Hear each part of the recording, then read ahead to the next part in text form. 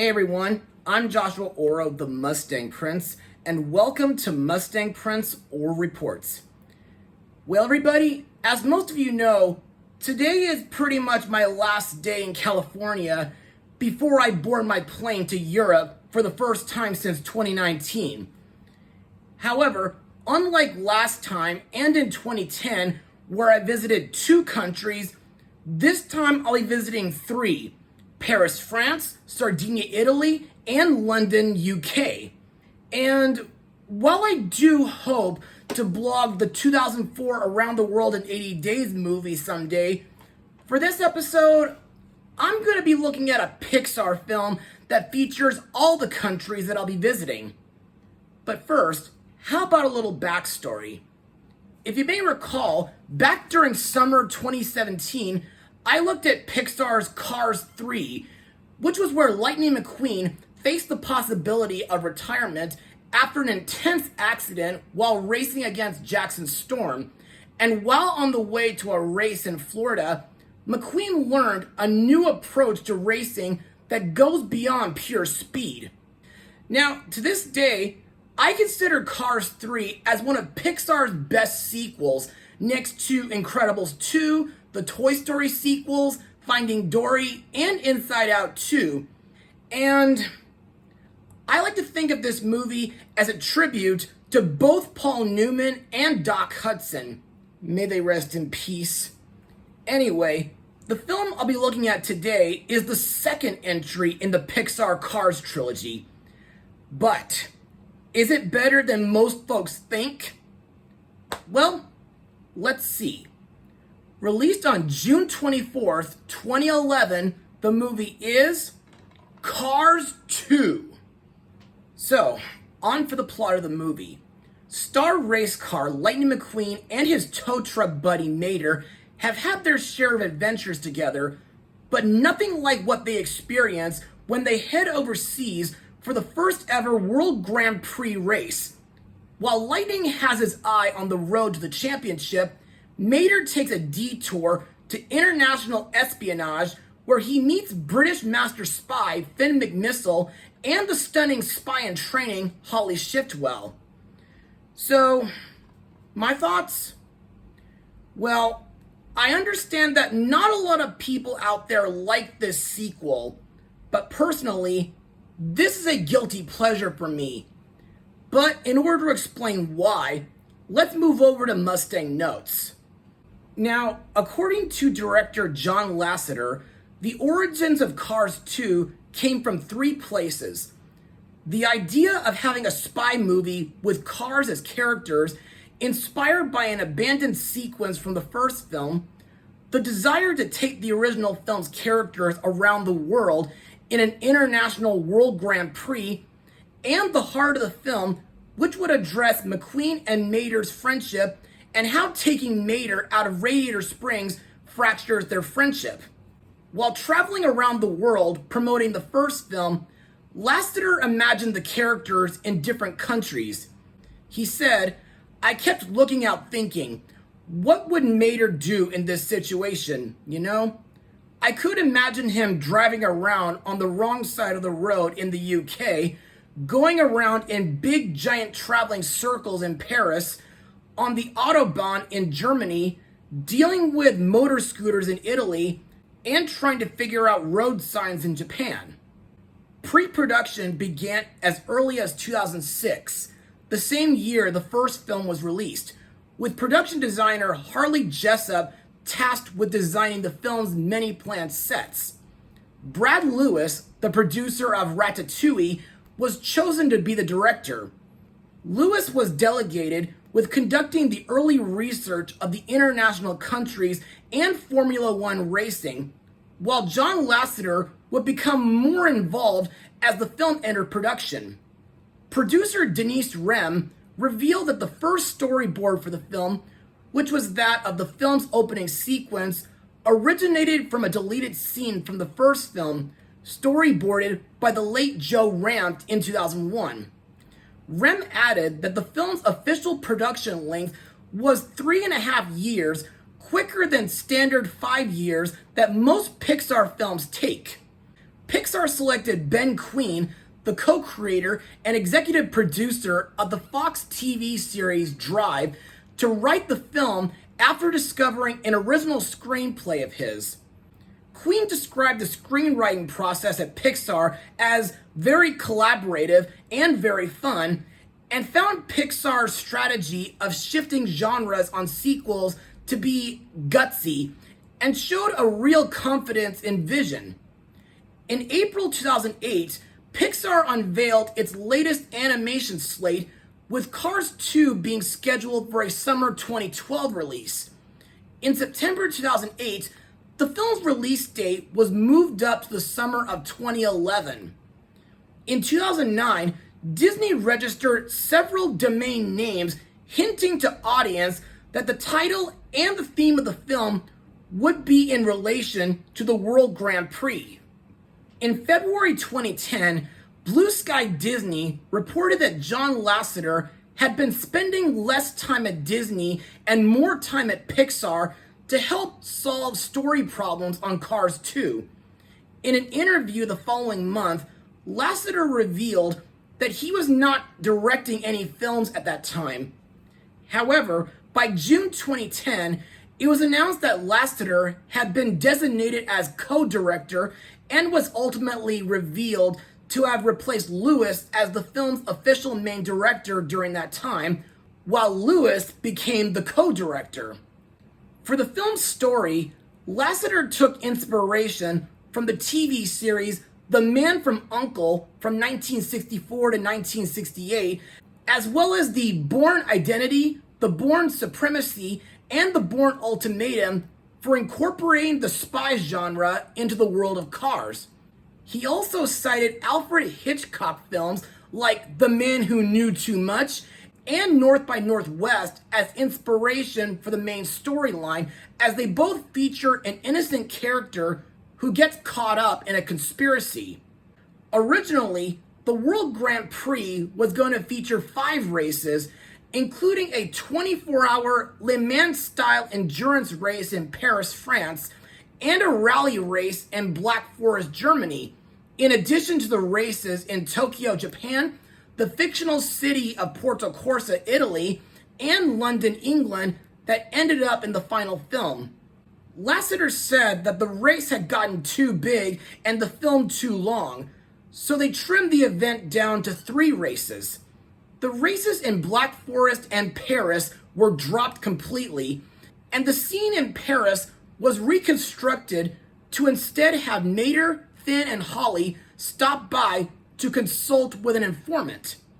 For Italy, Denise Rem explained that the Pixar teams decided to create a fictional town instead of recreating an existing one due to Lasseter's love of many different real towns in Italy, and the desire to create a brand new Italian city that people would want to visit. Kind of like Porto Rosso in Luca years later. After the movie was released, despite the fact that it got mixed reviews from critics, Cars 2 became a box office success, grossing over $559 million worldwide, becoming the 10th highest grossing film of 2011, and the highest grossing film of the Cars trilogy. The film was nominated for Best Animated Feature at the 69th Golden Globes Award, but it lost to The Adventures of Tintin. Also, in 2012, as part of Disney California Adventure's grand reopening, the Disney Imagineers opened a new area called Cars Land. As for the animation, well, since this is a Pixar film we're talking about, the animation is absolutely awesome. To me, they have improved ever since 1995, perfecting on human characters and perfecting on creatures with hair. But this, well, I like how it highlights not just Radiator Springs, but also the several locations that McQueen and Mater go to, like Tokyo, Paris, Porto Corsa, and London. Plus, I think the action scenes are absolutely badass, and I think the races in this film range from thrilling to intense, due to this electromagnetic pulse emitter disguised as a WGP broadcasting camera. You see, this weapon is extremely dangerous because if used on a car that is driving at high speeds and is using all as its main fuel, the pulse will be so strong that it can damage the car's engine, or worse, kill them. As for the vehicles themselves, well, personally, I think they're fine and all, but at the same time, I think they would have been better if they were portrayed like the vehicles in the putt-putt games. Anyway, let's talk about my favorite parts of the film. Firstly, like I mentioned earlier, this film features 3 of the countries that I'll be visiting during this summer's overseas family vacation. Plus, I like the Italian reunion with Luigi's uncle Topolino, which, nowadays, makes me think back to the time when I got to reunite with my Italian relatives in 2010 and 2019, and the London climax make me think back to when I visited there about 15 years ago. As for Paris, well, while there is no race there, I still think it looks very beautiful, and I think this Ratatouille Easter egg looks really cute. Also, I'm really excited to see Paris for my very first time. Another thing that I like in this film is the part that pays tribute to Doc Hudson by renaming the Piston Cup as the Hudson Hornet Piston Cup. Also, I like the montage song, You Might Think, performed by Weezer during Lightning McQueen and Mater's journey to and through Tokyo, Japan, before arriving at the World Grand Prix opening ceremony. By the way, for those who don't know, the song was originally performed in 1984 by a band called The Cars. Funny, huh? And now, let's move on to the characters and the voice actors who brought him to life. Our main character, Tow Mater, is voiced by comedian Larry the Cable Guy. In my opinion, while Mater can be a bit obnoxious, I find him to be a very charming character in the Cars universe. Plus, I like his loyalty, big heart, and folksy wisdom, and I like his kindness towards lemons. Also to note, one of my favorite scenes involving Mater is the part that shows his vampire truck form, which nowadays is used to advertise Disney's Halloween events. His best friend Lightning McQueen is voiced by Owen Wilson, whom was in the Night at the Museum films, Around the World in 80 Days, 2013's Freebirds, Fantastic Mr. Fox, Wonder, the MCU's Loki series, and the 2023 Haunted Mansion movie. To me, I like that McQueen is no longer the cocky and arrogant race car that he was in the first film, and I like that he paid tribute to his late mentor Doc Hudson by not only renaming the Piston Cup, but also turning Doc's clinic into a museum. However, during the World Grand Prix, there are times when McQueen gets frustrated and embarrassed with Mater's unsophisticated behavior, and to be honest, I didn't like that he blamed Mater for confusing him during the Tokyo race. However, McQueen later regrets on how he treated Mater and wishes there was some way he could make it up to him. But thankfully, when he and Mater reunite in London, McQueen declares that he's proud of his friend just for being himself. McQueen's crew are as follows: Luigi and Guido, voiced by Tony Shalhoub and Guido Coroni, Fillmore, voiced by Lloyd Sher, and Sarge, voiced by Paul Dooley. Now let's move on to the new characters, starting with Agent Finn McMissile, voiced by the great Michael Caine, best known from The Muppet Christmas Carol, Bewitched, Christopher Nolan's Batman Begins, the Romeo and Juliet films, and Jaws 4. To me, Finn has got to be the best character in the entire movie, not only because of Michael Caine's voice performance or the fact that he's based on James Bond's car, but because of his intelligence, agility, and extensive arsenal of gadgets.